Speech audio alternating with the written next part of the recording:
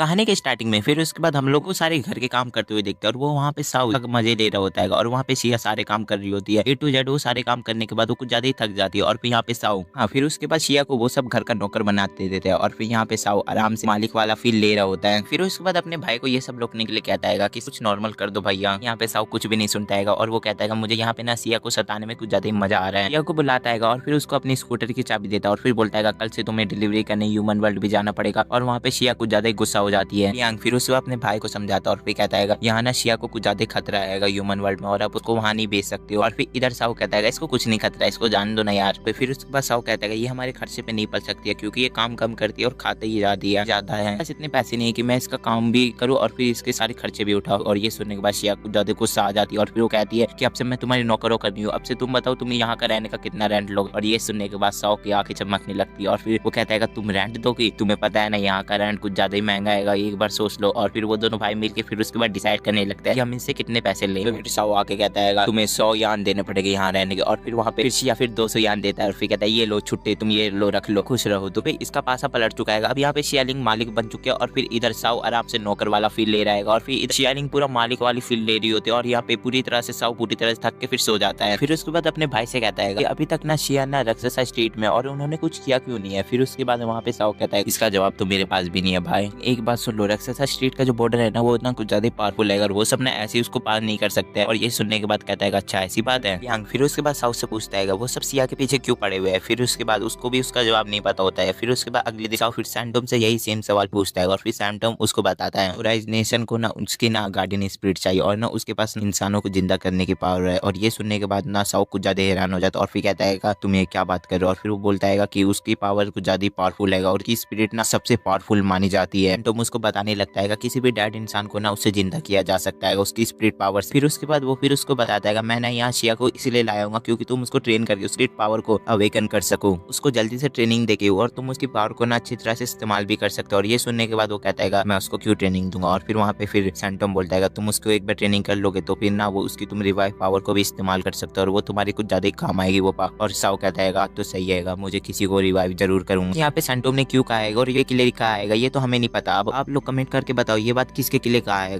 तुमने और साउ किसको रिवाइव करना चाहता है। अब यहाँ पे शियालिंग फिर उसके बाद सो के उड़ जाता है। फिर उसके बाद वो फिर उसको बुलाती है लेकिन वहाँ पे साउ नहीं आता है। फिर उसके बाद वो फिर बाहर जाके फिर से बेल बजाने लगते हैं लेकिन वहाँ पे साउ फिर भी नहीं आता है उसके पास। उसे देखता है और फिर वहाँ पे कहता है बस ये गेम यहीं पे खत्म हुआ, अब तुम अपने घर जा सकते हो। और वो कहती है तुम ये क्या कह रहे हो, तुम तो अभी पेड़ के सामने, तो तुम क्या पगला गए हो क्या, मैं यहाँ से कहाँ जाऊंगी, से तुम्हारी ट्रेनिंग अब से यहाँ से शुरू होती है। और ये सुनने के बाद वो कुछ ज्यादा हैरान हो जाती है और फिर कहती है क्या मेरी ट्रेनिंग अब से यहाँ से स्टार्ट होती है, मुझे तो यकीन नहीं हो रहा है ये पगलेट आदमी मेरे को ट्रेनिंग दे रहा है। फिर डायद आइलैंड का सीन दिखाया जाता है जहाँ पे गार्डियन स्पिरिट वाले लोगों को ट्रेनिंग किया जाता है कि आगे जाके स्ट्रॉन्ग बन सके और अपने गार्डियन स्पिरिट को अच्छी तरह से यूज कर पाए। फिर उसके बाद हमें क्रोस सर टीचर को दिखाया जाता है और वो बच्चों को डांट रहा होता है। फिर कहता है तुम लोग अच्छे से ट्रेनिंग करो नहीं तो मैं तुम लोग को छोड़ूंगा नहीं। पर वो टीचर फिर उसके बाद उनके माइंड और फिर बॉडी को कंट्रोल करना सिखा रहा होता है। फिर उसके बाद वहाँ पे सायरन बजता है और फिर उनको पता लगता है कि यहाँ पे कोई नया बंदा आएगा, सैंटोम लेके आएगा एक नए बच्चे को। वो सारे बच्चे कुछ ज्यादा खुश हो जाते हैं और फिर कहता है कौन उस बच्चे को मजाक उड़ाएगा, कौन उस बच्चे को रुलाएगा। और ये सुनने के बाद वो सभी फिर कुछ ज्यादा कहते हैं कि हम उसको बुली करेंगे और वहाँ पर सभी बच्चे फिर बुली करने का प्लानिंग कर लेते हैं। तो फिर उसके बाद उस बच्चे को यहाँ पे देखे फिर उसके बाद वो फिर वापस चला जाता है। यहाँ पर फिर उसके बाद उन सभी बच्चों का फिर वेलकम करता है और फिर कहता है मैं यहाँ अच्छे से ट्रेनिंग करना पड़ेगा। हाँ, दो ही कारण की वजह से आ सकते हो, पहले तुम अनाथ हो गए या फिर दूसरा तुम्हें किसी जर्नल रिकमेंडेटेड किया आएगा तभी तुम यहाँ पर आए हो बनने के लिए। बाद हमें फिर एक मिस्टीरियस बच्चे को हम लोग देखते हैं जो उन बच्चों को वो ऊपर से देखे जा रहा था, ताऊ को ही देखे जा रहा था और वो कुछ ज्यादा सीरियस लग रहा था। और फिर उन बच्चों को फिर वो टीचर कहते हैं बताने लगता है और फिर बताता है तुम्हें ना यहाँ ना कुछ ज्यादा मेहनत करनी पड़ेगी और फिर ना कुछ ज्यादा अच्छा रिजल्ट लाना पड़ेगा। अरे अच्छे रिजल्ट आने पे तुम एक जनरल भी बन सकते हो लेकिन ऐसा नहीं हुआ और तुम 18 साल के हो गए तो तुम्हें यहीं मार दिया जाएगा। साहब फिर उसके बाद गुस्से से फिर वो टीचर को देखता है और फिर वहाँ पे टीचर उसको देख के कहता है तुम मेरे को क्या देख रहे हो। फिर उसके बाद साहब फिर पीछे होकर फिर उसके बाद पानी में छलांग लगाता है। फिर उसके बाद टीचर उसको बताता है ये जो पानी है ना कुछ ज्यादा स्पेशल पानी है क्योंकि जब यहाँ पे तुम भागने की कोशिश करोगे या फिर उससे गिरने की कोशिश करोगे तो तुम यहाँ पे भाग नहीं पाओगे क्योंकि ये ना तुम्हें ना हमेशा बॉटम पे लेके चल जाएगा। ऐसे करते करते फिर उसके बाद वो फिर पानी में डूबने लगता है। फिर उसके बाद वहाँ पे टीचर उसको बचा लेते हैं। कुछ बच्चे खेल लेते हैं और फिर उसको फिर बुली करने लगते हैं। वो सभी बच्चे कहते हैं तुम्हारे वजह से हम शर्त आ गए। फिर उसके बाद वो सभी बच्चे फिर उसके बाद साउ को मारने लगता है। फिर उसके बाद साउ फिर अपने स्पिरिचुअल गार्ड को फिर बुलाने लगता है बाहर, लेकिन वो बाहर निकल नहीं पाता है। और ये सुनने के बाद वो सभी फिर बच्चे उसको बताते हैं कि यहाँ पे ना ऐसा एक गेट बनाया गया है ना कि यहाँ पे ना कोई भी अपनी गार्डियन स्पिरिट को बाहर नहीं निकाल पाएगा। और ये सुनने के बाद वो सभी बच्चे फिर उसको मारने लगते हैं। तभी फिर वहाँ पे वो मिस्टीरियस बच्चा आ जाता है और फिर कहता है इस बच्चे को यहाँ पे छोड़ दो। और फिर वो सभी बच्चे कहते हैं मैं यहाँ पे अपना भाई भी नहीं बचाने आएगा, प्लीज हम लोग को इस बच्चे को बुली करने दो। और फिर वो बच्चा कहता है तुम लोग को मैं इतना मारूंगा कि तुम लोग को याद भी नहीं होगा। और फिर वो सभी बच्चे फिर उसके बाद कुछ ज्यादा ही डर जाते, बच्चा कुछ ज्यादा ही स्पीड होता है और फिर उनके पीछे आ जाता है और वो सभी बच्चे कुछ ज्यादा ही डर जाते हैं और फिर बताते हैं इस बच्चे के पास 3 गार्डियन स्पिरिट है। इस भी बच्चे के पास एक से ज्यादा गार्डियन स्पिरिट होती है, उसको वॉरियर बॉडी के नाम से जाना जाता है। देखने के बाद वो सभी बच्चे कुछ ज्यादा ही फट जाते हैं और फिर कहती है जल्दी से निकल लो नहीं तो ये हमको छोड़ेगा नहीं। साइलेंट बॉय फिर उसके बाद वो सभी को फिर बचाता है और फिर साउ वो एटीट्यूड में रहता है और फिर कहता है तुम्हें मेरे को बचाने की कोई भी जरूरत नहीं थी, मैं अपने आप को खुद बचा लेता। और फिर वो बच्चा कहता है तुम इतने एटीट्यूड में क्यों रहते हो। बच्चा फिर उसके बाद उससे फिर शांति से पूछता है आखिरकार तुम यहाँ से भागना क्यों चाहते हो। उसके बाद हमें एक्सरसाइज स्ट्रीट का सीन दिखाया जाता है और वहाँ पे ज़ॉम्बीज़ फिर उसके बाद लियांग को ढूंढे जाते हैं और फिर लियांग को वो लड़की छुपा के रखी हुई थी। फिर उसके बाद वो लड़की को कुछ ज्यादा डर लग रहा होता कि ज़ॉम्बीज़ हमें पकड़ने ले। और फिर लियांग फिर कहता है ना मेरा भाई यहाँ पे नहीं आएगा, मैं तो हूँ ना यहाँ पे, तुम चिंता मत लो, मैं उन सभी ज़ॉम्बीज़ को जल्दी से मार के हरा दूंगा। लड़की फिर उसके बाद रोने लगती है और उसके आंसू जब जमीन में गिरते हैं तो वो ना कुछ ज्यादा काले धुएं में बदल जाते हैं और फिर ये लड़की कभी भी इविल में बदल सकती है। साइलेंट बॉय फिर उसके बाद साउ को ऊपर लेके जा रहा होता है। वो लड़का फिर उसको बताता है किसी भी बच्चे के पास जब एक से ज्यादा स्पिरिट होता है तो उसको ना वॉरियर बॉडी कहता है। फिर उसके बाद वहाँ पे फिर साउ कहता है कि यहाँ पे मैं ट्रेनिंग करने के बाद वहाँ पे बहुत सारी गार्डियन स्पिरिट को अपने पास रख सकता हूँ। फिर उसके बाद वो कहता है नहीं ऐसा कुछ नहीं होता है, तुम्हारे डीएनए में ही ऐसा होता है। फिर उसके बाद वहाँ पे साउ उसको बताता है मैंने अपने भाई को ना कहीं पे छोड़ दिया है और वो जगह कुछ ज्यादा डेंजर है और मुझे उसको कैसे भी करके बचाना है। और वो बंदा कहता है अच्छा ठीक है मैं तुम्हारी इसमें जरूर मदद कर सकता हूँ। वो दोनों बच्चे फिर उसके बाद टॉप पे पहुंच जाते हैं और वो बच्चा कहता है यहाँ से जंप कर दो। और फिर वहाँ पे साउ कहता है क्या तुम मुझे मारना चाहते हो क्या। फिर उसके बाद वो बच्चा कहता है मेरे हिसाब से ये ना ह्यूमन टाउन के बहुत आसपास में आता है, इसलिए तुम यहाँ से जंप करोगे ना तो तुम अपने एक्सरसाइज स्ट्रीट वापस जा सकते हो। कहता है तुम इधर से जंप करोगे ना तो तुम डायरेक्ट ना ह्यूमन वर्ल्ड में निकलोगे, इसलिए मैं तुमको ऊपर लेके आया हूँ। कहेगा कि मैं तुमको इसलिए ऊपर लेके आया हूँ क्योंकि तुम यहाँ से कूदोगे ना तो तुम जल्दी से बॉटम के पास पहुंच जाओगे और बॉटम के पास ना ह्यूमन वर्ल्ड है और तुम ह्यूमन वर्ल्ड में जल्दी से पहुंच पाओगे। और ऐसा भी हो सकता है कि तुम मर भी सकते हो। मेरे ख्याल से यहाँ से कूदने के बाद वर्ल्ड होगा, शायद, मुझे इतना यकीन नहीं है। हो सकता है तुम यहाँ से जंप मारो तो यहाँ पे नीचे जाने के बाद तुम मर भी सकते हो, मुझे कुछ भी नहीं पता है। तुम यहाँ से नहीं कूदे तो यहाँ पे गार्ड हमें पकड़ लिए तो हमें कुछ साल तक हम यहाँ से भाग भी नहीं पाएंगे और ना ही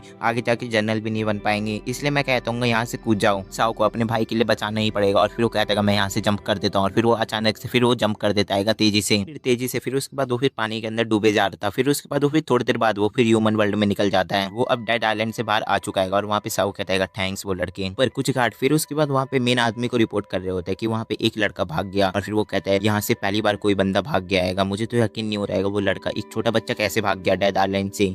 फिर उसके बाद वो फिर टॉप पे होता है। फिर उसके बाद वो फिर अपने मन में कहता है थैंक यू मास्टर, आपकी वजह से मैं यहाँ हूँ, हम फिर से मिलेंगे, पूरा यकीन है मास्टर साउ हम दोबारा जरूर मिलेंगे। बाद हम साउ को देखते हैं जो शियालिंग का फिर वो ब्रीदिंग टेस्ट ले रहा होता है, पर देखना चाहता था कि वो अपने सांस को कितना देर तक रोक सकता है, लेकिन वो फिर कहता है तुम बस 40 सेकंड तक अपने सांस को रोक सकते हो। और फिर शियालिंग कहती है 40 सेकंड तक मैंने रोक लिया, ये तो बहुत अच्छी बात है। एक्सक्यूज देते हुए बोलती है कि ना हम लोग ना लड़कों की तरह इतने स्ट्रॉन्ग नहीं होते। फिर उसके बाद वहाँ पे साउ कहता है ऐसा कुछ नहीं होता है, हर कोई इंसान 2 से 3 मिनट तक अपनी सांस रोकता है, तुम्हें इतनी बस दम नहीं आएगा, तुम बस ऐसे एक्सक्यूज बनाते रहो मेरे सामने। अपनी गार्डियन स्पिरिट को समन करना आएगा तो तुम्हें ये ट्रेनिंग तो करनी पड़ेगी। और फिर ये के साथ ही फिर उसके बाद शियालिंग फिर अपनी ट्रेनिंग पे जुड़ जाती है। बस साउ फिर उसके बाद उसको अलग अलग तरह से फिर उसके बाद उसको ट्रेनिंग करवाने लगता है, जैसे कि कुंफू की प्रैक्टिस, जैसे कि उससे भारी तलवार उठाना, कि अपने सर से लकड़ी के पीस को तोड़ना। करने के बाद शिया कुछ ज्यादा ही थक जाती है और फिर उसके भाई से फिर उसकी कंप्लेन करती है। पर लियांग फिर उसको कहता है क्यों ना मेरा भाई थोड़ा सा स्ट्रिक्ट है, क्यों ना वो थोड़ा गुस्सा करता है, लेकिन वो सब कुछ वो तुम्हारे के लिए कर रहा होता है क्योंकि वो तुम्हें स्ट्रॉन्ग बनाना चाहता है। वो फिर कहते हैं कि मैं आखिरकार ये सब ट्रेनिंग करने के बाद मैं कैसे स्ट्रॉन्ग बन पाऊंगी। फिर उसके बाद लियांग फिर उसको वो बारे में बताता है, फिर इस ट्रेनिंग के बारे में सारा कुछ लिखा हुआ होता है। फिर उसके बाद लियांग फिर वो सारा बुक फिर उसके बाद शिया को दे देता है। शिया कुछ ज्यादा शौक हो जाती है और फिर कहते हैं क्या इस बुक के बारे में सब कुछ लिखा हुआ है। फिर उसके बाद रात में सैंटोम को देखता है, वो एक्सरसाइज स्ट्रीट में आया हुआ था और शिया सारा कंप्लेन कर रही होती है के बारे में ना मुझे ना बुक से देखो ये ना मेरे को बुक से ट्रेनिंग दे रहा है, इसको कुछ भी नहीं आता है, ये तो मेरे को अच्छे से ट्रेनिंग भी नहीं करवा रहा है, मुझे ना दूसरा ट्रेनर चाहिए। फिर उसके बाद सैंटोम कहता है ये तो इसका डिसीजन है, ये तुम्हें कैसे ट्रेनिंग करवा रहा है। कहता है मुझे तो नहीं लगता है इस पे मेरे पे कोई भी भरोसा करता है। और फिर वो कह रही होती है तो ट्रिक कैसे, मुझे ना बुक से भरवाई जा रहा है, मुझे ना आपको अब घर छोड़ना ही पड़ेगा। फिर उसके बाद सैंटोम कहता है ये तुम्हें जैसे भी ट्रेनिंग करवा रहा है, ट्रेनिंग कर लो, आगे जाके बहुत परेशानी होगा। सैंटोम कहता है कि तुम ना वापस नहीं जा सकते, जाने के बाद ना कुछ ज्यादा खतरा होगा ह्यूमन वर्ल्ड में। या कहती है अच्छा ठीक है तो तुम मुझे अपने साथ लेके चलो। फिर उसके बाद सैंटोम कहता है मुझे बहुत सारा काम होता है, मैं बस तुम्हें अपने साथ लेके नहीं जा सकता हूँ। फिर उसके बाद सैंटोम कहता है मुझे बहुत सारे क्रिमिनल को भी ढूंढना होता है। फिर उसके बाद साउ कहता है तुम कौन से क्रिमिनल की बात कर रहे हो सैंटोम। फिर उसके बाद उस क्रिमिनल के बारे में बताने लगता है उन दोनों भाइयों को, और ये नाम सुनने के बाद वो दोनों भाई कुछ ज्यादा शौक हो जाते हैं। ये बात रिमोट से पता चल गया, ये ना कुछ ज्यादा हैरान करने वाली बात है, झूठ भी हो सकती है, अभी मुझे कुछ भी नहीं बताएगा। फिर उसके बाद वहाँ पे साउ कहता है अब से डिसाइड कर लिया, अब से मैं तुम्हारी ट्रेनिंग को दोबारा से बंद करना चाहता हूँ। और फिर वो कहता है तुम जैसी झूठी लड़की को मैं ट्रेन नहीं करूंगा। साउ कहता है कि तुम अपनी लाइफ में कुछ भी अचीव नहीं कर पाओगे, ऐसे ही तुम्हारा हालत रहा तो मैं सोते हुए। फिर उसके बाद शियालिंग उसी बात को फिर सोचे जा रहा था, वो बात याद आती है कि उसने मेरे को कहा था कि मैं अपनी लाइफ में कुछ भी अचीव नहीं कर पाऊंगी। फिर फिर उसके बाद उसको अचानक से फिर एक ब्लास्ट होने की आवाज आती है और लियांग दोनों बाहर ही थे। फिर उसके बाद वो फिर शियालिंग से कहता है कि राक्षसा स्ट्रीट में फिर से उस ज़ॉम्बीज़ों ने अटैक कर दिया, हमारे साथ चलो क्योंकि तुम्हें उसे रियल बैटल टाइम का फिर एंस मिलेगा। फिर उसके बाद वहाँ पे मना करता और फिर कहता है यहीं पे रहने दो क्योंकि ये प्रोटेक्शन के लिए आई है, बैटल करने के लिए नहीं। फिर उसके बाद वो दोनों ये कहने के बाद फिर चले जाते हैं। शियालिंग भी फिर उसके बाद वो भी निकल जाती है और यहाँ पे साओ आने के बाद वो फिर अपनी गार्डियन स्पिरिट को अवेंकर को बुला लेता है। गार्डियन स्पिरिट को बुलाने के बाद कहता है कि इन सभी ज़ॉम्बीज़ को यहाँ पे मार दो। फिर उसके बाद वो फिर उसकी गार्डियन स्पिरिट पे वो सभी ज़ॉम्बीज़ को मारने लगता है फ्लेम से। फिर उसके बाद वो फिर सभी ज़ॉम्बीज़ को बुरी तरह से जला भी देता है। फिर उसके बाद अपने भाई के पास जाके कहता है मुझे ना कुछ ज्यादा डर लगने लग गया क्योंकि ना दिन पे दिन ज़ॉम्बीज़ बढ़ते जा रहे। फिर उसके बाद वहाँ पे साओ कहता है इसके अंदर डरने वाली बात कौन सी है। फिर उसके बाद वो बोलता है मुझे तो इसके पीछे हाथ डम का लगता है,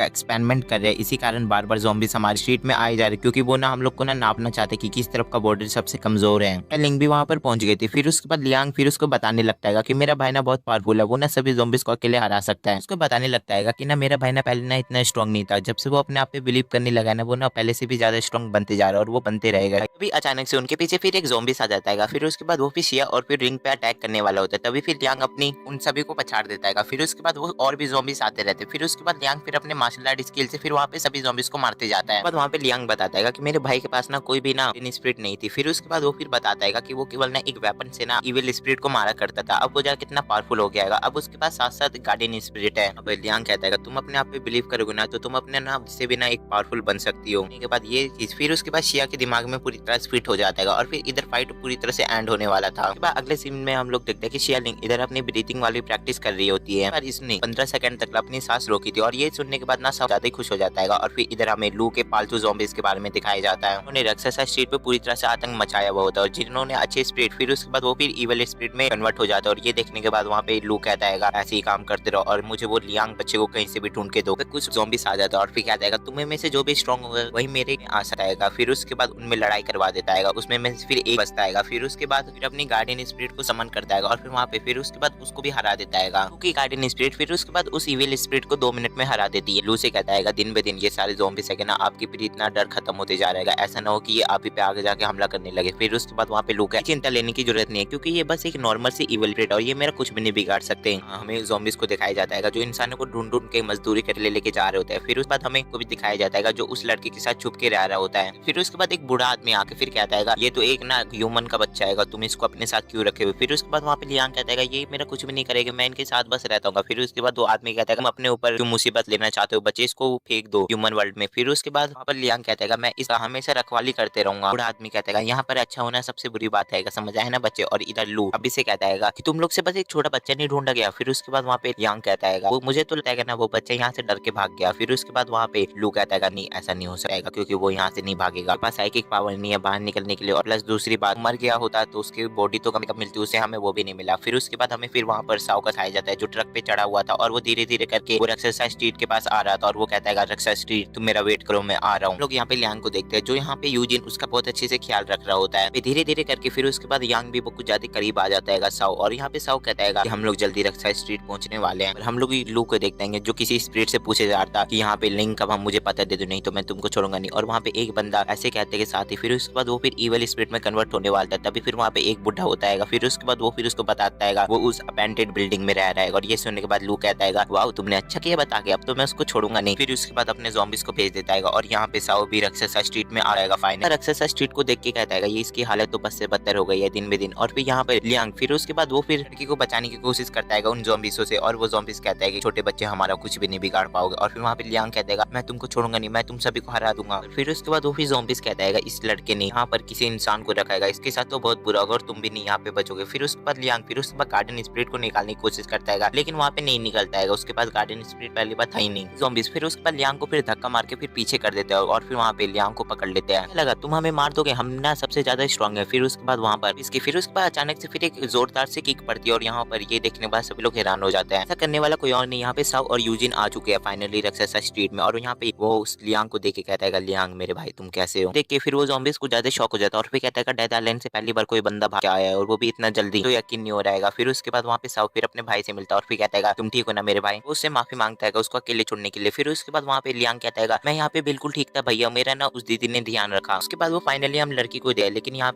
पे यूजिन ने सभी ज़ॉम्बीज़ को आराम से मार दिया होता है। फिर उसके बाद यूजिन फिर उसके बाद वहाँ पे उस लड़की को देखता है और फिर कहता है ये तो जल्द ही इविल स्पिरिट में कन्वर्ट होने वाली। और फिर यहाँ पे साओ भी उसको दिखाएगा, वो तो तो काफी देर से सहमे हुए, हम लोग को तो केवल देख भी नहीं रही है। फिर उसके बाद उस लड़के के पास जाता और फिर कहता है देखा मैंने कहा था ना कि मेरा भाई जरूर आएगा, कोई भी चिंता करने की जरूरत नहीं क्योंकि मेरा भाई आ चुका है। लेकिन वहाँ पे वो लड़की कुछ भी नहीं कहती है और यूजिन ये देखने के बाद कुछ ज्यादा शौक हो रहे थे और फिर कहता है ये लड़की जल्दी इविल स्पिरिट में कन्वर्ट हो जाएगी तो हम क्या करेंगे। उसके बाद वो फिर उस लड़के को देखता है वो ना एकदम से फिर उसके बाद इविल स्पिरिट में कन्वर्ट हो जाती है और फिर वहाँ पे वो फिर अटैक कर देती है। यहाँ पे शियालिंग को देखते हैं जो यहाँ पर अपनी गार्डियन स्पिरिट को समन करने की कोशिश कर रही होती है। यहाँ पर उसका केवल वो साया देख के कुछ ज्यादा ही वहाँ पे शियालिंग डर जाती है और फिर कहती है कि मैं बस उसके साइज से डर गई। फिर उसके बाद उसके पास आता है अपनी गार्डियन स्पिरिट से कांटेक्ट करने में, फाइनली तुम मिल ही गई अपनी गार्डियन स्पिरिट से। फिर उसके बाद वो कहती है घंटा उससे मिल भी नहीं पाई, मैं बस उसके साया देख के डर गई। फिर उस वहाँ पे शियालिंग कहती है मैं अपने गार्डियन स्पिरिट को क्यों नहीं समन कर पाती, ये तो मुझे भी नहीं पता। यांग फिर उसको बताता है जब भी वो गार्डियन स्पिरिट अवेकन तुम्हें पता है कब होती है, जब उसका मास्टर खतरे में होता है ना तो वो अचानक से वो फिर आ जाती है। फिर उसके बाद वहाँ पे शियालिंग याद करती है जब मेरा ट्रक एक्सीडेंट होने वाला था फिर वो अचानक से आके मेरी जान बचा लेता है। बस शियालिंग फिर उसके बाद लियांग से पूछती है तुम्हारा भाई का कब गार्डियन स्पिरिट अवेकन हुआ था। फिर उसके बाद लियांग फिर बताता है, वहाँ पे लियांग उसको कुछ भी नहीं बताता। फिर उसके बाद वो फिर पूछता है तुम्हारा भाई कहेगा। फिर उसके बाद वहाँ पे लियांग बताता है कि वो ह्यूमन वर्ल्ड में किसी को खोज रहेगा। फिर उसके बाद हम साओ को देखते हैं वो ह्यूमन वर्ल्ड को खोज रहा होता है वो बाकी के जनरल से। फिर उसके बाद वो फिर पूछ रहा होता है कि ये आदमी को तुमने देखा है, लेकिन वहाँ पे उसको कोई भी कुछ भी नहीं बताता है इन्फॉर्मेशन, कोई भी इन्फॉर्मेशन नहीं मिलने के बाद फिर उसके बाद वो फिर जाने लगता है। फिर उसके बाद वहाँ पे वो जनरल कहता है अरे यार आओ मेरे पास, हम लोग बैठ के आराम से पैक शेक लगाते। फिर उसके बाद वहाँ पे साओ कहता है मैं यहाँ पे नहीं आ सकता हूँ क्योंकि ना कोई भी जनरल दूसरे स्ट्रीट के जनरल के साथ आके नहीं बातचीत कर सकता है, ना ही उसके स्ट्रीट में आ जाएगा। और फिर वहाँ पे जनरल कहता है मुझे तो ऐसा नहीं लगता था कि तुम कोई भी रूल को नहीं मानते, मुझे पता चला तुम तो रूल को 100% मानते हो। फिर उसके बाद वहाँ से फिर साओ चला जाता है। बाद वो फिर और भी लोगों से फिर उसके बाद पता करने लगता है लेकिन उसको कोई भी इन्फॉर्मेशन नहीं मिलती है। और भी लोगों को पता करता है लेकिन वहाँ पे उसको कोई भी इन्फॉर्मेशन नहीं मिलती है। फिर उसके बाद पेट्रोल पंप में आ जाता है पेट्रोल भराने के लिए, लेकिन वहाँ पे उसको कोई देख रहा होता है सीसीटीवी कैमरा से और वहाँ पे कोई और नहीं वही वो क्रिमिनल होता है। फिर उसके बाद वहाँ पे फिर अचानक से गायब हो जाता है और फिर वहाँ पे उसके पीछे आ जाता है उस रोबोट का सर। फिर वो आराम से धड़ से उड़ा देता है और वहाँ पे सैंटोम भी आ जाता है और फिर कहता है हमारे पे कोई ना कोई निगरानी रख रहा है। की बातों से ये पता चलता है कि साउ जिस क्रिमिनल को ढूंढ रहेगा इनके मॉम डैड को उसी क्रिमिनल ने मारा है वहाँ पर। फिर उसके बाद सैंटोम फिर अपना मैकबुक निकाल के फिर उसके बाद वो फिर उस क्रिमिनल के पास फिर उसके बाद वो फिर कंट्रोल करने लगाएगा। फिर उसके बाद वो फिर उससे बातों में फिर उसके बाद उसका नाम पता करने लगा है। कहता है तुम लोग इतने बेवकूफ है, तुम किसी क्रिमिनल से उसका नाम पूछ रहे हो और वो तुम्हें बता देगा, मुझे तो नहीं ऐसा लगता है। फिर उसके बाद वहाँ पे सैंटोम उसे बहुत पता करता है उसका नाम और फिर पता पूछने के बारे में, लेकिन वो उसको कानो कान कुछ भी नहीं बताता है। कहता है तुम लोग कितने बेवकूफ, तुमने ना शियालिंग को अकेले छोड़ दिया और तुम्हें पता है कितनी पावरफुल है और हम लोग उसको ले ही करेंगे। फिर उसके बाद वो फिर कहता है तो अपने आदमी भेज दिया उसको लेने के लिए, तुम लोग देखो क्या करोगे। फिर उसके बाद वहाँ पे साओ आता है और फिर कहता है मेरे परमिशन के कोई भी स्ट्रीट में एंट्री नहीं कर सकता है। फिर उसके बाद वो बंदा कहता है तुम लोग बस वेट करो, मेरे आदमी वहाँ पे पहुंचने वाले होंगे। फिर उसके बाद हमें शियालिंग और फिर ये बात कर रही होती है ज्यादा अजीब लग रहा है वो आदमियों को मेरा स्पिरिट क्यों चाहिए, मुझे ये नहीं समझ आ रहा है, जिसको मैं नहीं यूज कर पाती वो सब क्या करके उसका यूज करके। फिर उसके बाद वहाँ पे कहता है इसका जवाब तो मेरे पास भी नहीं है। और फिर इधर साओ को हर स्ट्रीट में जाके ढूंढे जा रहा था जो 10 साल से अंडरग्राउंड है। और फिर शियालिंग वो कहता मुझे कुछ भी नहीं समझ आ रहा है, मेरे साथ आगे क्या होगा। वहाँ पे शियालिंग कहती है मुझे तो ऐसा नहीं लगता है हम लोग यहाँ पे कुछ भी कर पाएंगे, यहाँ पे अचानक से अटैक हो गया तो हम लोग का क्या होगा, मुझे कुछ ज्यादा घबराहट सी लग रही है। यांग कहता है मैं हूँ ना यहाँ पे, मैं यहाँ पे सब कुछ संभाल लूंगा। अचानक से फिर उसके बाद एक रोबोट आके फिर उसके बाद वो फिर शियालिंग पे अटैक कर देता है। फिर उसके बाद वहाँ पे लियांग कहता है तुम अंदर भागो, मैं यहाँ इस रोबोट को संभाल लूंगा। फिर उसके बाद वो फिर लाइटनिंग पावर से अटैक कर देता है राइडर से और फिर यहाँ पे शियालिंग फिर उसके बाद वो फिर जल्दी से भाग के वो फिर घर पे चल जाती है और फिर यहाँ पर एक पे अटैक करी जाता है लेकिन उस पर कोई भी असर नहीं हो रहा होता है। फिर उसके बाद वो फिर शियालिंग को फिर पकड़ लेता है फ्राइडे के जाल फेंक के। देखने के बाद वो ओनर कुछ ज्यादा खुश होता है और फिर कहता है तुम लोग यहाँ पर बैठे रहो, मैंने उस साउ तुम बस इसको देखते रहो, मैंने उन दोनों को पकड़ लिया है, अब तुम लोग कुछ भी नहीं कर पाओगे। फिर साउ कहता है ऐसे खतरनाक ना में हर इंसान अपना पूरा पोटेंशियल का इस्तेमाल करता है। तो ओनर कहता है तुम्हारे कहने का मतलब क्या है। लेकिन वहाँ पे ओनर को ऐसे लगेगा कि वो अभी अपनी गार्डियन स्पिरिट को बाहर निकाल के, लेकिन वो अपनी गार्डियन स्पिरिट को बाहर निकालने की कोशिश करती है लेकिन वो उसका बाहर निकलता ही नहीं। फिर उसके बाद शियालिंग कहती है मुझे तो नहीं लगा वो बकवास सी गार्डियन स्पिरिट बाहर निकलेगी। फिर उसके बाद वो फिर साउ को बताता है और फिर कहता है वो ऐसा करने में नाकाम रही। और फिर वहाँ पे साउ कहता है की बात ही नहीं कर रहा होता हूँ मैं तो किसी और की बात कर रहा होता। और फिर इधर हम लियांग को देखते हैं वो अपनी फुल पोटेंशियल का इस्तेमाल करता है, ज्यादा गुस्से में होता है। फिर उसके बाद वो फिर अपने रोबोट को समन कर लेता है और फिर उसका नाम होता है बोटेक्स, उसके साथ मिलकर फिर उसके बाद वो फिर उस स्पाइडर का बैंड बजाने लगता है। देखने के बाद वो फिर स्पाइडर को ज्यादा घबरा जाता है और फिर वो अपने छोटे छोटे बच्चे को बाहर निकाल लेती है। और फिर इसके बाद लियांग फिर उसके बाद टैन के साथ मिलकर फिर उसके बाद वो फिर अपना खतरनाक मूव अटैक करता है और फिर वहाँ पर टाइलो को फिर उसके बाद वो फिर हवा में छोड़ता है और फिर उसका नाम होता है फ्लावर। वो फिर एक फॉर्मेशन को फिर एक तैयार कर देता है। फिर उसके बाद अचानक से फिर उसके अंदर से फिर अटैक होने लगता है और ये देखने के बाद वो कुछ ज्यादा हैरान हो जाता है और फिर कहता है लियांग इतना पावरफुल कैसे हो गया, के कारण वहाँ पे सारे स्पाइडर मर जाते हैं। तो फिर उसके बाद उस ओनर से कहता है फाइट करने से पहले ना तुम ना उस ओनर के बारे में जान लेते, वो है तो है कौन, उस बच्चे में ना इतना दम है ना वो तुम्हारी पूरी बटालियन के सामने अकेले हरा देगा। स्ट्रीट में ना दो भाइयों का राज चलता है, पहला है साओ जो उस स्ट्रीट का जनरल है और दूसरा है लियांग और उसको नाम बम्पर के नाम से जाना जाता है क्योंकि वो इतना पावरफुल है। यहाँ पे शियालिंग को कुछ भी नहीं समझ आता और फिर कहता है इसने अपने गार्डियन स्पिरिट को कैसे बाहर निकाला।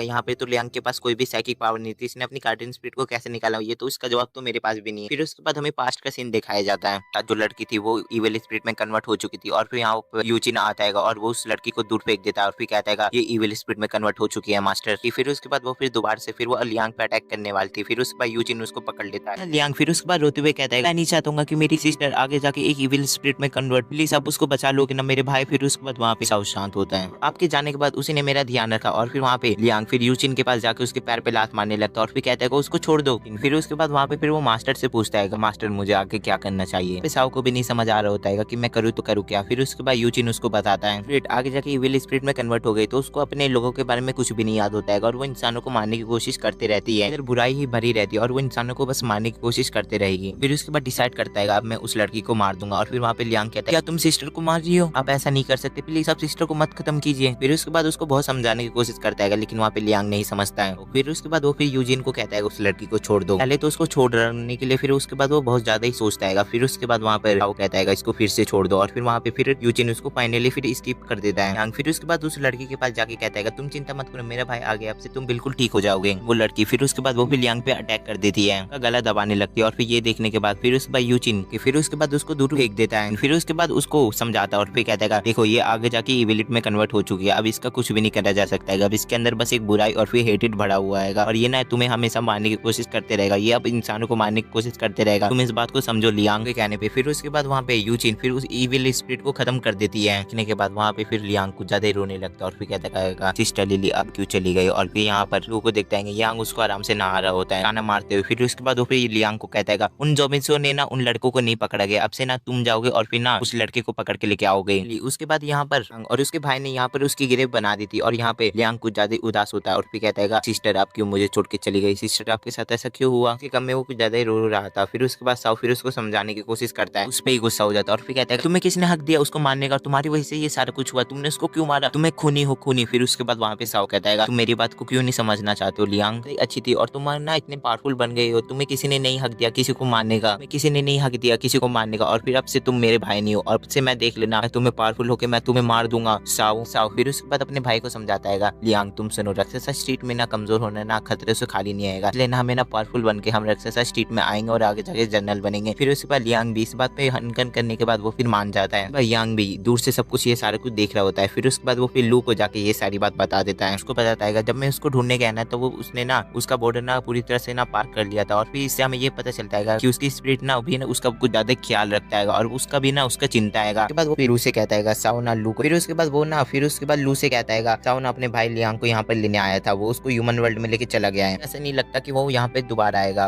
फिर उसके बाद लू भी कहता है कोई बेवकूफी होगा जो यहाँ पे दोबारा आएगा मेरे से मार खाने लियांग। और फिर उसके बाद साउ फिर उसके बाद राक्षसा स्ट्रीट के वो फिर बॉर्डर पे आ जाते हैं और फिर लियांग कहता है हम लोग स्ट्रॉन्ग होने के बाद राक्षसा स्ट्रीट में जरूर आएंगे। फिर उसके बाद वापस साउ कहता है हाँ भाई जरूर आएंगे, राक्षसा स्ट्रीट ही हमारा घर है। फिर उसके बाद वो दोनों भाई फिर उसके बाद वो फिर ट्रेनिंग में लग जाते हैं कुछ ज्यादा ही पावरफुल बनने के लिए। लियांग फिर उसके बाद वो फिर वेपन चलाना भी सीख जाता है और फिर उनको कोई भी गुंडा पसंद करता है तो वहाँ पर वो दोनों फिर अकेले उन दोनों को हरा देते हैं धीरे धीरे। फिर उसके बाद वो और भी पुल बनते जा रहा था उन्हें। फिर उसके बाद उसके किले को नैना भी बनाई थी, वो लड़ाई में अच्छा परफॉर्मेंस कर सके इसके लिए। उसके बाद हम फिर प्रेजेंट में सीन देखते हैं, वहाँ पर उसका रोबोट पूरी तरह से खराब हो चुका है। फिर उसके बाद लियांग कहता है कि रोबोट जल्दी खराब होने वाला है, मैं क्या करूंगा, अब यहाँ पे साउ भी नहीं है। ऐसे बताता है ये रोबोट ना साइकिक पावर से चलता है। फिर उसके बाद शेलिंग उसे कहती है कि ये रोबोट ना तुम ना मेरे को भी दे दो, मेरे पास भी ना गार्डियन स्पिरिट तो अवेकन होने से रही, तो मैं इस रोबोट से ही काम चलाऊंगा। लियांग कहता है तुम रोबोट से अच्छा ना तुम अपने ना गार्डियन स्पिरिट पे ध्यान दो, क्योंकि रोबोट से अच्छा तो गार्डियन स्पिरिट होता है, क्योंकि उसके पास कोई भी ना लिमिट नहीं होती है और वो हद से ज्यादा पावरफुल बन सकता है और ये रोबोट अपनी लिमिट तक ही रहेगी। यहाँ पे शेलिंग सोचे जा रही थी कि मेरा काम बस सस्ते में नहीं पड़ जाए, मैं बस रोबोट लेके साइड हट जाऊँ। और फिर लियांग उसको मना करता है और फिर कहता है तुम अपने गार्डियन स्पिरिट पर ही ध्यान दो। बाद वो फिर लियांग से कहता है तुम मेरे के लिए एक रोबोट बनाना प्लीज लियांग। फिर उसके बाद वहाँ पर साउ और फिर सैंटोम पहुंच जाते हैं। पर साउ फिर उसके बाद अपने घर को फिर सोचो के साथ मिलकर फिर रिपेयर कर रहा होता है। सैंटोम फिर उसके बाद शेलिंग को बताता है कि ये जो गार्डियन स्पिरिट होती है ना ये ना कभी भी में भी काम आता है और फिर ये ना सारे काम में ना काम आता है अपने मास्टर के, ये ना हर एक काम कर सकता है मास्टर के साथ मिलके, वो किसी भी काम में हाथ बढ़ा सकता है वो स्पिरिट। तुमने एक बार अपने गार्डियन स्पिरिट को समन कर लिया तो वो तुमसे कभी भी कोई भी अलग नहीं करवा सकता है। ऐसा नहीं कर पाई तो किंगडम ऑर्गेनाइजर जैसे और भी लोग तुम्हारे गार्डियन स्पिरिट को छीनने की कोशिश करते रहेंगे, ऐसे लोग आके तुम्हारे गार्डियन स्पिरिट को छीनना चाहेंगे। फिर उसके बाद साउ फिर आता है और फिर कहता है तुम्हें अपनी गार्डियन स्पिरिट को जल्दी से समन करना पड़ेगा, नहीं तो कोई भी उसको आके छीन सकता है। किंगडम ऑर्गेनाइजेशन वाले लोगों को हमारे वीक पॉइंट का पता चल जाएगा, वीक बॉर्डर का। इनको ये बात पूरी तरह समझ आ जाता है और फिर कहता है जैसे वो रोबोट आया था वैसे ही यहाँ पर और भी लोग यहाँ पर आ सकते हैं उसको पकड़ने के लिए। हमें किंगडम ऑर्गेनाइजेशन के ऑनर को देखते हैं, वो जो कुछ ज्यादा गुस्से में था, 2 बार उसको पकड़ने में नाकाम रहा और फिर बोलता है मैं अब तीसरी बार इसको ना पकड़ने के लिए नाकाम नहीं होना चाहता हूँ, तीसरी बार मैं इसको जैसे तैसे पकड़ के लेके आ जाऊंगा। डिसाइड करता है कि मैं खुद जाके मैं उस सियालिंग को पकड़ूंगा। फिर उसके बाद वो फिर सियालिंग की प्रैक्टिस के लिए जुड़ जाता है और फिर उसकी वो जम तोड़ की प्रैक्टिस करवाते रहता है आगे जाके गार्डियन स्पिरिट को समन कर सके, क्योंकि उसको समन करने में वो बार बार फेल हो जाती है। फिर उसके बाद वो फिर गुस्सा होकर फिर उससे पूछता है जस्टिस की, फिर उसके बाद अपने गार्डियन स्पिरिट को कैसे समन कर लेते हो। फिर उसके बाद उसको साउ बताता है ऐसा करने के लिए ना तुम्हें अपने ना साइकिक पावर पे कुछ ज्यादा अच्छा कंट्रोल होना चाहिए और बिगिनर्स को तो ना ऐसी ट्रेनिंग करना पड़ता है, बिगिनर को ना जस्टरी इस्तेमाल करना पड़ता है क्योंकि वो आगे जाके उसको समन कर सके। फिर उसके बाद वो दोनों ऐसी बहस करने लगते हैं लियांग। फिर उसके बाद वो फिर उससे कहता है फिर उसके बाद वो फिर लियांग से कहता है कि आगे जाके एलिंग ने अपनी स्पिरिट को नहीं समन किया तो आगे जाके वो प्रॉब्लम में फंस सकता है, क्योंकि किंगडम ऑर्गेनाइजेशन ऐसी शांत बैठने वाले नहीं है, वो आगे जाके अटैक करेगी इसके स्पिरिट को छीनने के लिए। और फिर उसके बाद वो फिर कहता है मैं कुछ ज्यादा ही थक जाऊंगा, ये प्रोसेस कुछ ज्यादा ही बेकार, हमने कुछ ज्यादा प्रैक्टिस कर लिया, अब हमें कुछ नए करना पड़ेगा जो को समन करने के बाद। फिर उसके बाद वो कहता है शेयरलिंग को मेरे साथ लेके आओ। उसके बाद सोचो फिर उसके बाद उसको पकड़ लेता है। फिर उसके बाद वो फिर उसको एक्सरसाइज स्ट्रीट के बॉर्डर पे लेके जाने लगता है, अपने साथ लेके आ जाता है। फिर उसके बाद हमें पता चलता है इस बॉर्डर की तरफ कुछ ज्यादा ज़ॉम्बीज होते हैं। बस अब बोलता है खतरे के समय है ना हर इंसान अपना पूरा पोटेंशियल लगा के अटैक करता है और फिर कहता है मैं वहां जाने के बाद ना मैं तुम्हें ऐसे ही छोड़ दूंगा। शेयरलिंग भी पूरी तरह समझ जाता है कि साउ यहाँ पे क्या सोच रहा है और फिर कहता है वो मेरे को अकेले छोड़ के चल जाएगा, मेरे को वो ज़ॉम्बीज वहां पर छोड़ेंगे नहीं। फिर उसके बाद उसे वहां पर छोड़ के फिर भाग जाते हैं बस शेयरलिंग। फिर उसके बाद वो सारे ज़ॉम्बीज को देखने के बाद उसके मुंह पे फिर 12 बज जाते हैं भागते भागते। फिर उसके बाद वो फिर साउ के स्कूटर पे पहुंच जाती है। फिर उसके बाद साउ कहता है ये लड़की तो मेरा पीछा छोड़ने का नाम नहीं ले रही, इसको समझाता है और फिर कहता है तुम्हें ना कोई गार्डियन स्पिरिट बचाने के लिए आ जाएगी, तुम चिंता मत लो। फिर शेयरलिंग को ऐसा नहीं लगता और फिर वो बता दिया जब वो स्पाइडर ने अटैक किया था मेरे पे तभी भी वो स्पिरिट बाहर नहीं आई थी, तो उसको पकड़ के फिर उसके बाद पीछे छोड़ देता है। बस साउ ऐसा मौका देख के फिर उसके बाद वो फिर भाग जाता है और फिर यहाँ से फिर सोचो भी भाग जाता है धीरे धीरे करके। फिर उसके बाद शेयरलिंग के करीब फिर सारे ज़ॉम्बीज आने लगते हैं। यहाँ पे शेयरलिंग फिर उसके बाद वो फिर अपने गार्डियन स्पिरिट को समन करने की कोशिश करते रहती है, यहाँ पे ऐसा कुछ भी नहीं होता है, उसकी स्पिरिट बाहर निकल ही नहीं रही होती है तीनों। फिर उसके बाद दूर से खड़े होकर फिर उसके बाद शेयरलिंग को देख रहे होते हैं और फिर कहता है लगता है इसकी गार्डियन स्पिरिट बाहर नहीं निकलेगी, बहुत जिद्दी गार्डियन स्पिरिट है इसकी तरह। फिर उसके बाद अपने भाई से पूछता है साउ यहाँ पे कुछ गलत तो नहीं होगा। फिर उसके बाद साउ बोलता है यहाँ पे कुछ भी नहीं गलत होगा, तुम्हें मेरे पे भरोसा है ना। फिर उसके बाद इधर शेयरलिंग पे सारे ज़ॉम्बीज ने अटैक कर दिया था जैसे तैसे करके। फिर उसके बाद वो सारे ज़ॉम्बीज़ों से फिर बच जाती और फिर वहाँ पर वो ज़ॉम्बीज फिर उसको पकड़ लेते हैं तीनों। फिर उसके बाद ऊपर से आके फिर उसके बाद शेयरलिंग को फिर बचाते हैं और फिर वो तीनों फिर जल्दी से उन सारे ज़ॉम्बीज को मार देते हैं। और फिर सैंटोम कहता है लगता है इसकी जो गार्डियन स्पिरिट है ना वो ना मोटी चैन से बंधी हुई है और उसको निकलने में ना कम से कम 100 साल लग जाएगी। बस सैंटोम कहता है तुम्हें अपनी गार्डियन स्पिरिट का बिना इस्तेमाल करे हुए उन मोटी चैनों को तोड़ना पड़ेगा तभी वो बाहर निकलेगा, इसको ट्रेनिंग करके करोगे तो कम से कम 100 साल लग जाएंगे। फिर उसके बाद साउ कहता है हमारे पास इतना समय नहीं है, हम पर कभी भी हमला कर सकता है। फिर उसके बाद हमें फिर से फिर पास्ट का सीन दिखाया जाता है, ज़ॉम्बीज सब मिलके फिर मस्ती पार्टी कर रहे होते हैं और फिर इधर आराम से लू बैठ के पंखा चल रहा होता है और फिर अपनी जिंदगी का मजा ले रहा होता है। फिर उसके बाद यांग फिर उसको बोलता है मास्टर हमें कम से कम थोड़ी सी ट्रेनिंग करनी चाहिए। और फिर वहाँ पे लू कहता है अरे यार तुम चिल रहो, तुम आराम से मजे लो ना और तुम शांति से बैठो और कोई परेशानी नहीं है। और वो कहता है हम कुछ ज्यादा पावरफुल है और हमें कोई भी ट्रेनिंग करने की जरूरत नहीं है। और फिर इधर स्ट्रीट में सारे ज़ॉम्बीज स्पिरिटों को परेशान कर रहे होते हैं कुछ ज़ॉम्बीज। फिर उसके बाद एक ड्रम में लात मार रहे होते हैं और उसके अंदर वही बुड्ढा था जिसने लू का पता बताया था वही बुड्ढा था उस ड्रम के अंदर। दूर से फिर कुछ बच्चे फिर उसके बाद उस बुड्ढे को देखे जाते। फिर उसके बाद वहाँ पे लियांग आ जाता है, तो फिर उसके बाद उसको देखने के बाद पहचान जाते हैं और फिर कहते हैं ये तो पिछले जनरल का बेटा है ना ज़ॉम्बीज। फिर उसके बाद उसको देख के फिर डरने लगते हैं और फिर कहते हैं मुझे तो लगता है इसके पास कोई ना कोई गार्डियन स्पिरिट होगा। फिर उसके बाद वहाँ पे लिंक आता है देख मुझे ना तुम्हें मारने के लिए कोई भी ना गार्डियन स्पिरिट की जरूरत नहीं है, मैं तुम्हें ऐसे ही हरा दूंगा।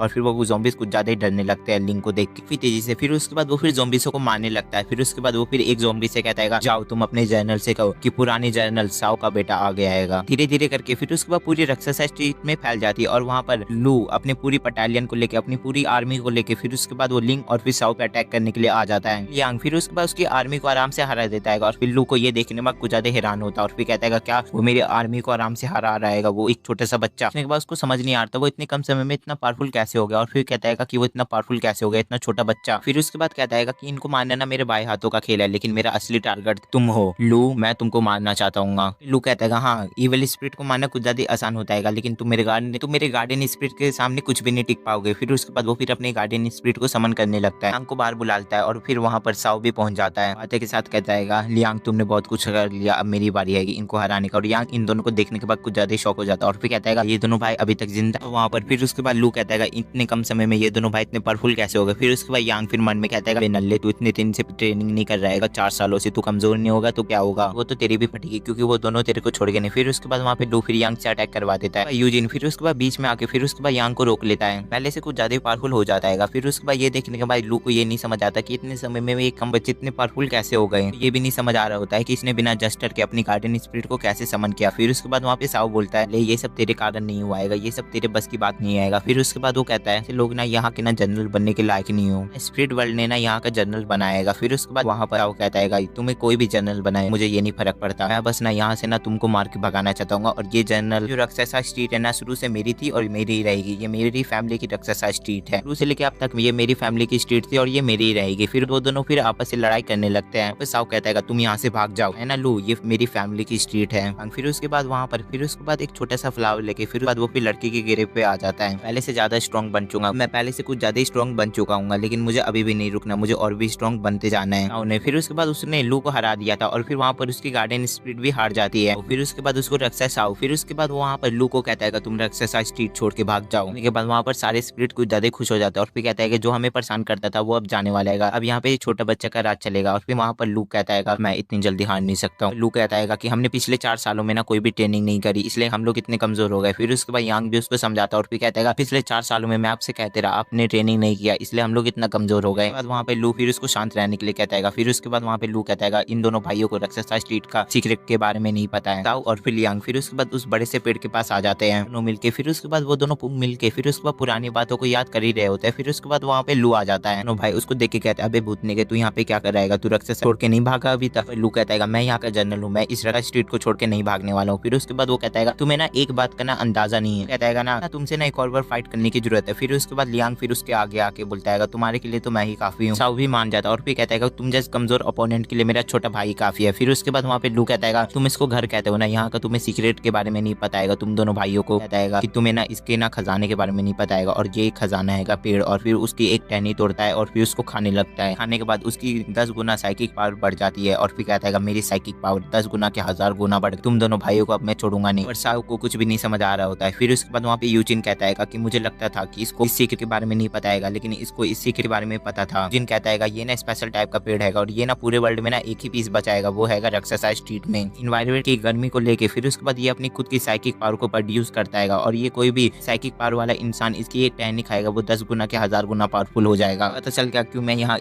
तुम्हें पता चल गया क्यों मैं यहाँ का जनरल बना। फिर उसके बाद वो कहता है ये पेड़ जब तक ला रहेगा जब तक ला मैं कभी भी कमजोर नहीं पड़ूंगा, क्योंकि मैं इस पेड़ की टहनी खाते रहूंगा और पावरफुल बनते रहूंगा वहाँ पर। फिर उसके बाद वो फिर यांग को समन कर लेता है और जो कि वो कुछ ज्यादा पावरफुल होके आता है, उसकी भी वहाँ पर 1000 गुना पावर बढ़ चुकी थी, पहले से कुछ ज्यादा की ताकतवर बन चुका था। फिर उसके बाद वो फिर उन सभी पे अटैक कर देता है। और आप लोग को क्या लगता है कि वहाँ पर लियांग और फिर लू साउ और फिर लियांग को हरा पाएंगे? लोगों को क्या लगता है क्या साउ और फिर उसके भाई उसको हरा पाएंगे? और इसी के साथ ये पार्ट एंड होता है। अगर आपको वीडियो पसंद आए तो वीडियो पे 500 लाइक कर देना। मिलते हैं नेक्स्ट वीडियो में, साइनारा।